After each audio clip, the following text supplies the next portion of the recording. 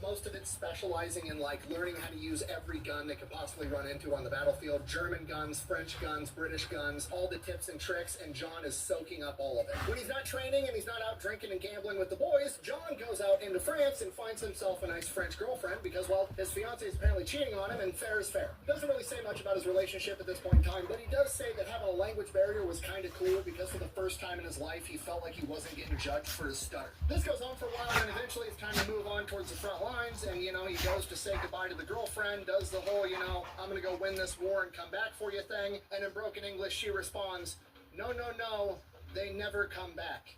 To which he's like, they, how many other guys were there before me? She's like, oh, like 5? And he's like, hey, I gotta go.